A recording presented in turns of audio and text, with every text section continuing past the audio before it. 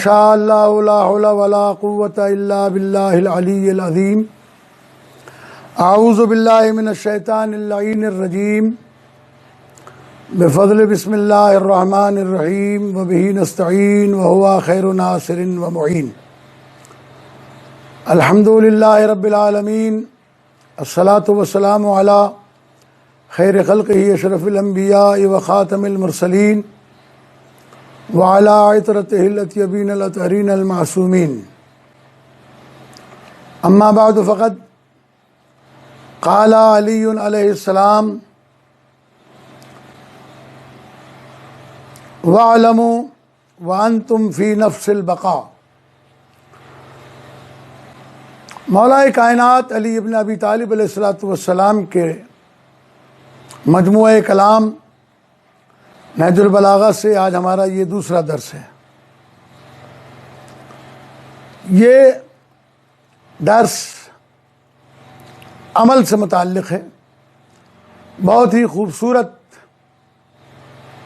بیان امیر المومنین علیہ السلام کا ہے، جسے آپ کی خدمت میں پیش کیا جا رہا ہے۔ مولا فرماتے ہیں کہ عمل کرو، وَأَنْتُمْ فِي نَفْسِ الْبَقَاءِ، زندگی کی آسائش تمہیں حاصل ہے، سانسیں تمہاری چل رہی ہیں۔ وَالتَّوْبَةُ مَبْسُوطَةٌ، اور توبہ کی بساط بچھی ہوئی ہے، توبہ کے دروازے کھلے ہوئے ہیں، توبہ کی مہلت تمہارے پاس موجود ہے۔ عمل کرو، عمل کرو اور عمل کرو۔ یہ فرمان مولا کائنات کا شیعوں کے لیے ہے، چاہنے والوں کے لیے ہے۔ مولا ارشاد فرما رہے ہیں: وَعْمَلُوا وَالْعَمَلُ يُرْفَعُ، عمل کرو، اس لیے کہ اس وقت تمہارا عمل بلند ہو رہا ہے، اللہ کی طرف جا رہا ہے، تمہارے عمل کو قبول کیا جا رہا ہے۔ وَالتَّوْبَةُ تَنْفَعُ،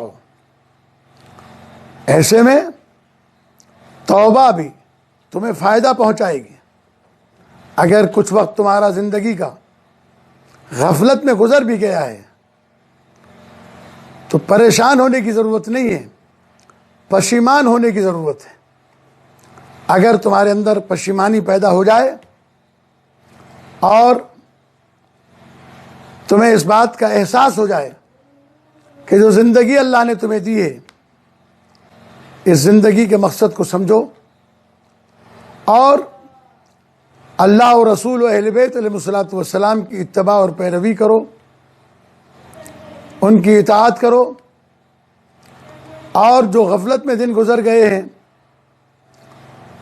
ان میں واجبات کو ادا کرو ان کے، اگر تم سے ترک ہو گئے، اور جو فعل حرام یا گناہ کے کام تم نے انجام دیے ہیں تو اللہ اعلان کر رہا ہے کہ ان اللہ یغفر الذنوب جميعا، اللہ تمہارے سارے گناہوں کو معاف کرنے کے لیے تیار ہے۔ توبوا الی اللہ توبۃ نصوحا، اللہ کی بارگاہ میں توبہ کرو، ایسی توبہ کہ جس کے بعد دوبارہ پھر ان گناہوں کی طرف نہ پلٹنے کا مصمم ارادہ کرو، مستحکم رہو، اپنے آپ کو مستحکم کرو۔ الدعاء یسمع، ابھی دعائیں سنی جا رہی ہیں، اس لیے کہ تمہاری زندگی کی سانسیں چل رہی ہیں۔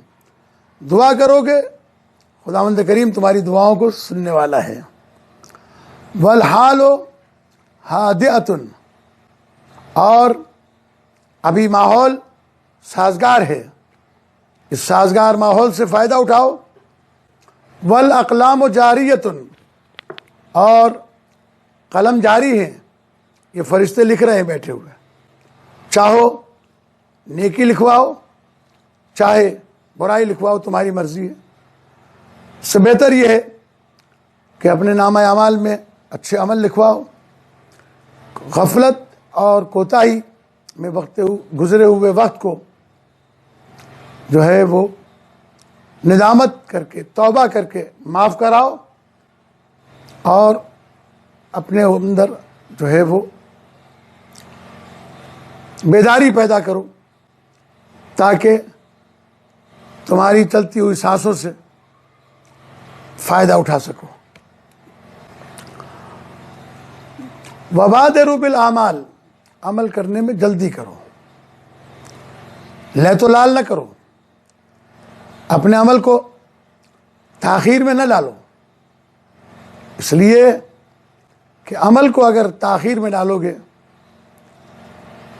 اور عمر کا وہ حصہ گزر جائے جس میں تم عمل کرنے کے قابل ہو، مولا فرماتے ہیں کہ عمل کرو اس سے پہلے عمراً ناقصاً کہ تمہارے اوپر بڑھاپا طاری ہو جائے، نہ زبان تمہاری ساتھ دے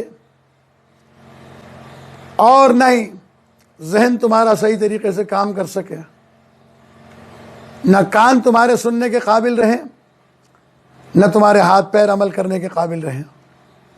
ایسے ماحول میں اپنے آپ کو آمادہ کرو اور بڑھاپا آنے سے پہلے جوانی میں نیکی کا عمل انجام دو۔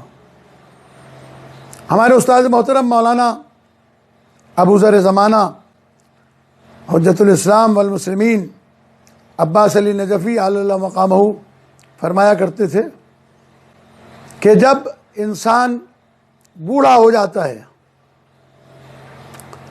اور انسان کے اعضاء و جوارح اس کے کنٹرول میں نہیں رہتے، حافظہ کام نہیں کرتا، زبان ساتھ نہیں دیتی، کان ساتھ نہیں دیتے، ہاتھ پیر ساتھ نہیں دیتے، اور وہ انسان اپنی زندگی غفلت میں گزار کے بیٹھا ہے، تو پھر ایسے ماحول میں شیطان خود تسبیح لا کر ایسے بوڑھے آدمی کو دے جاتا ہے کہ اب بیٹھو تسبیح پڑھو، اس لیے کہ اب تم ہمارے کام کے نہیں رہے ہو۔ اور بڑا مشہور شعر ہے فارسی کا جس میں کہا گیا ہے کہ در جوانی پاک بودن شیوہ پیغمبریست ورنہ ہر گربہ و پیری بھی شبد پرہیزگار۔ جوانی میں پاک باز رہنا، جوانی میں اچھے اعمال انجام دینا، یہ انبیاء کا شیوہ ہے، ورنہ بڑھاپے میں تو بلی بھی پرہیزگار ہو جاتی ہے، اس لیے کہ وہ دست لگا کر شکار کرنے کے قابل نہیں رہتی ہے۔ ضرورت ہے کہ اپنے عمل کے اندر لیت و لال نہ کرو، تاخیر۔ اور پھر اس زمانے میں جو موت فجا کا زمانہ ہے، روزانہ میڈیا پر WhatsApp, Facebook, YouTube, print media, electronic media آپ کو روزانہ خبریں دے رہا ہے کہ کتنے جوان اس کورونا کی وجہ سے اور دیگر امراض کی وجہ سے دنیا سے عالم جوانی میں رخصت ہو رہے ہیں۔ تو اس دور میں خاص طور پر شیعان حیدر کرار کی ذمہ داری ہے کہ اپنے آپ کو غفلت سے نکالیں، اور پھر قرآن مجید میں سورہ منافقون کے اندر پروردگار عالم ارشاد فرماتا ہے، یا ایھا الذین آمنوا لا تلھکم اموالکم ولا اولادکم عن ذکر اللہ۔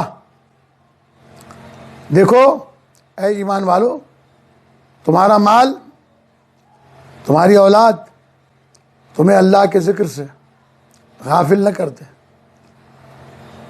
غفلت کو ہلاکت سے تعبیر کیا گیا ہے۔ وہ انسان جو اپنی ذمہ داریوں کو بھلا کر غفلت میں زندگی گزارتا ہے، وہ در حقیقت ہلاکت والی زندگی گزارتا ہے۔